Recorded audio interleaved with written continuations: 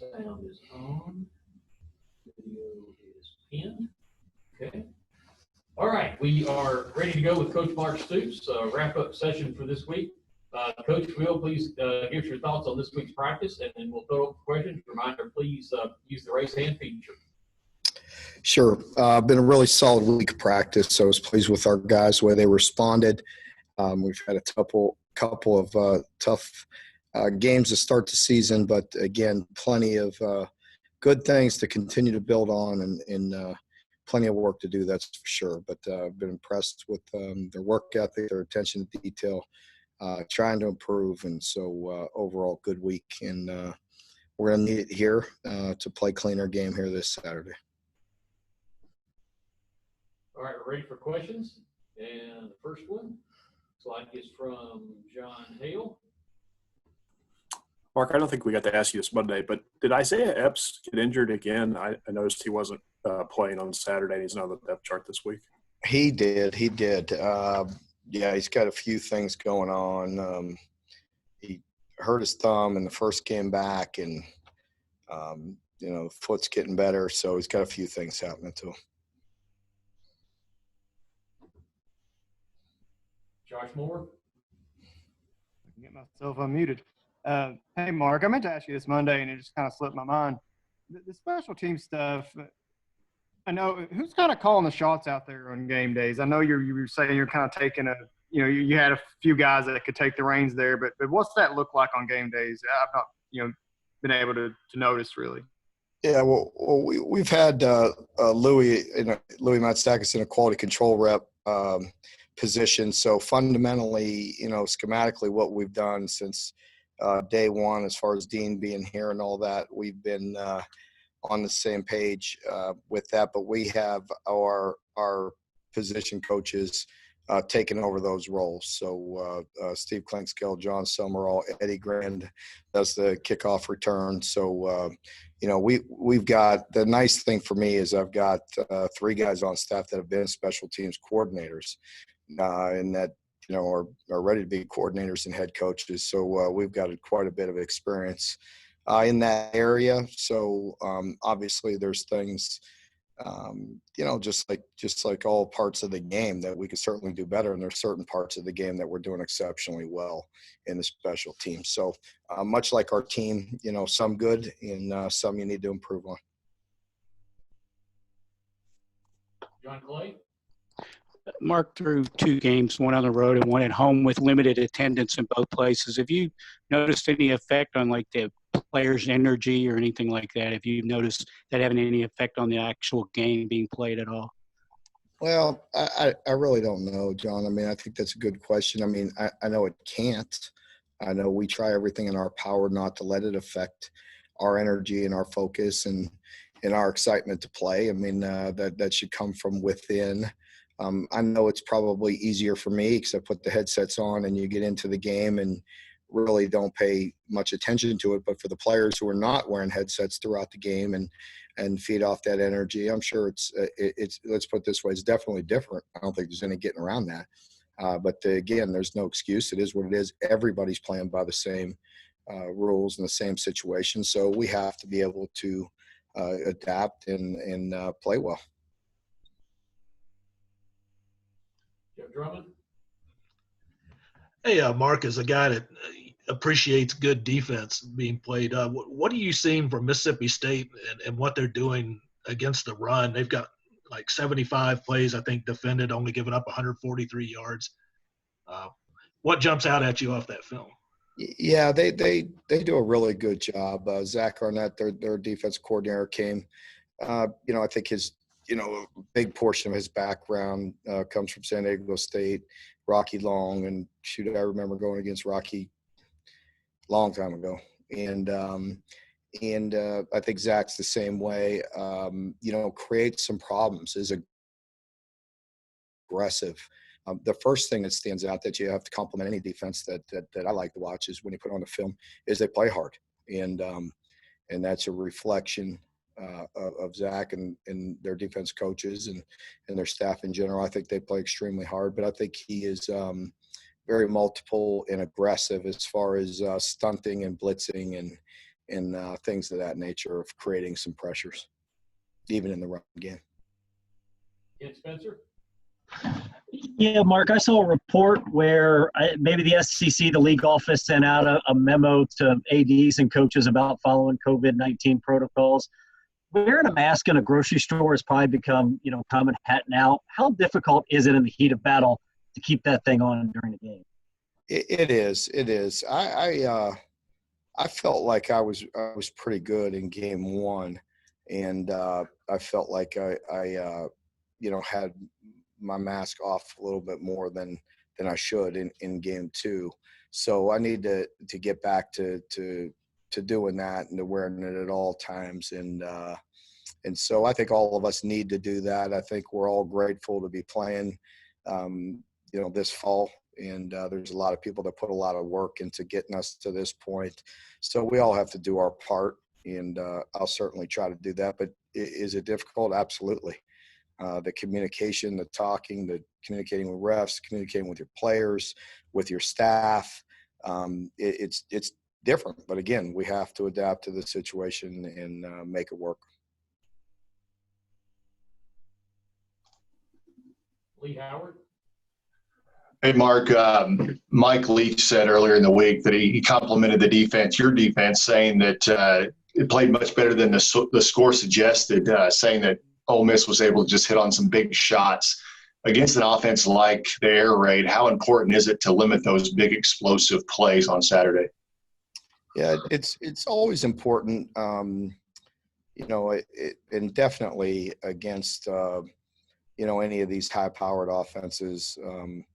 And that's, what I talked to you all about on Monday and certainly after the game. It is frustrating because you feel like you're playing a good portion of the game. Sometimes when you play these teams, that's why it's important to play good as a team because the more opportunities, the more plays we gave Ole Miss, the more opportunity they had for big plays. And that comes with possessions as well. They had more possessions than we're used to defending. But we have to do a better job of limiting explosive plays. And certainly when you play Mike, he has an answer for everything. He's been doing it a long, long time. And so he will nickel dime, and then hit you and hurt you with explosives. So you always have to be on your toes and on point. Josh Moore is next. Mark, when we talked to Landon on Tuesday, he mentioned that one of the tougher things about this whole COVID experience was missing out on those team bonding exercises and kind of like those meet and greets with other position groups and that kind of thing. Is that – you don't want to make any excuses, but how does that affect kind of the play on the field, that kind of stuff in your mind? Well, you're right. It is what it is.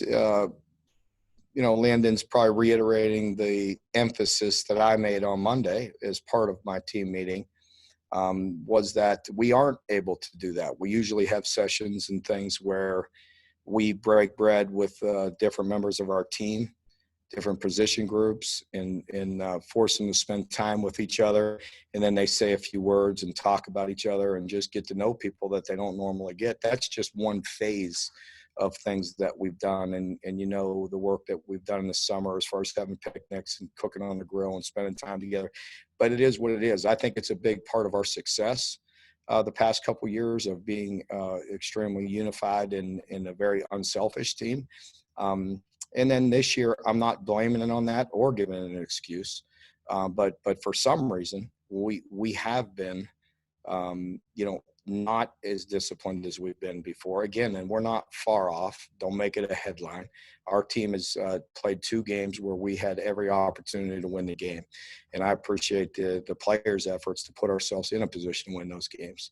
We've just got to do a better job as a group, starting with me to find the plays and certain yards and everything. So we've done a lot of good things, but there are things we can improve on, and that's one of them.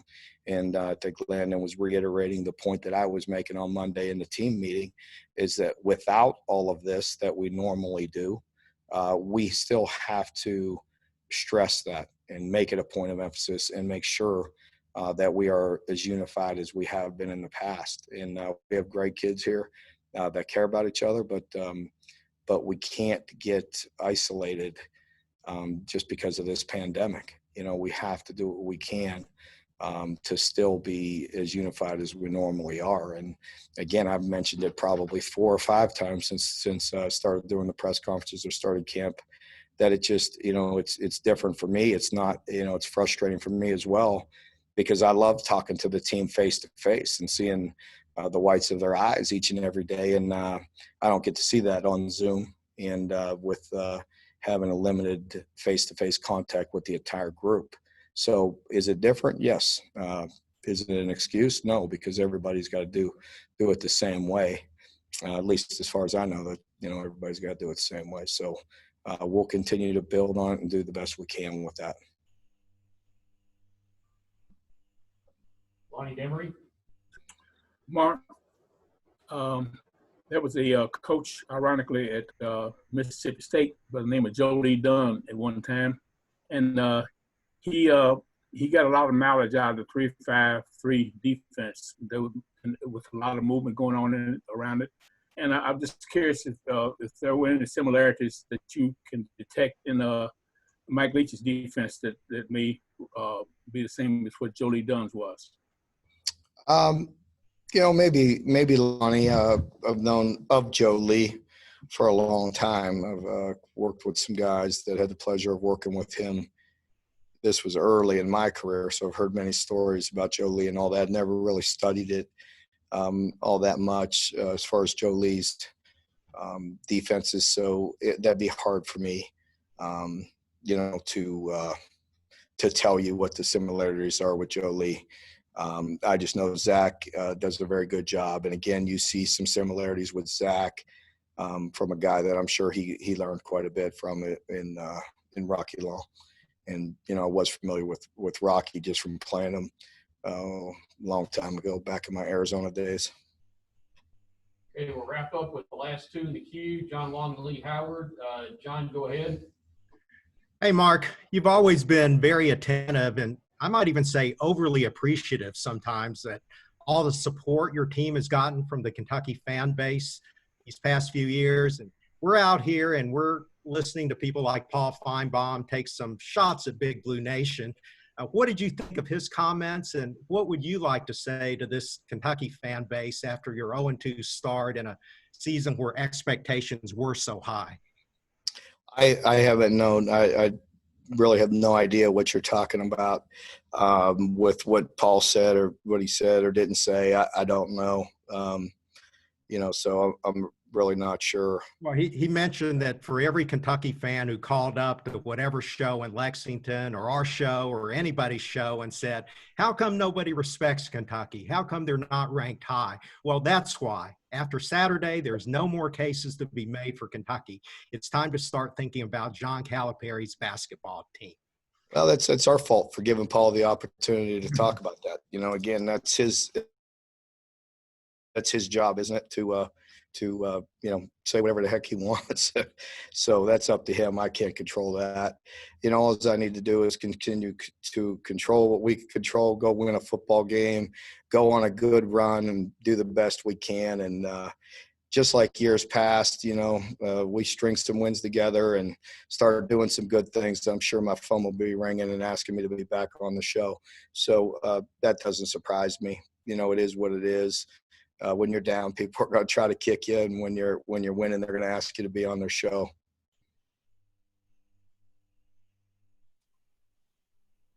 Okay, we'll wrap up with Lee Howard. Looks like you lost some lights there. It's a standard protocol for us. Speaking of things that you can't control, the weather is certainly one of those things you can't control. But given the amount of rain games that you guys played in last year and some success you had in the rain, and the weather forecast on Saturday certainly calling for rain, you're going to be playing against the passing offense. Can that play in your favor in any way, just because of the experience and because Mississippi State wants to throw the ball? I don't know. Each and every week and every situation is different. Ball security is important, whether it's dry or whether it's wet. And we did play well at times last year in the rain, but there was, I can remember a couple games or certainly a half where we didn't. It affects everybody. So it is what it is. I certainly can't control what's going to happen with the weather, and I'm quite certain nobody here on this conference call right now can change that as well. So we just have to adapt to whatever situation comes and do the very best we can, and we'll see where it goes. All right, Coach Stoops, thank you very much for your time. We'll wrap it up for today, and we will see you on Saturday. Thank you.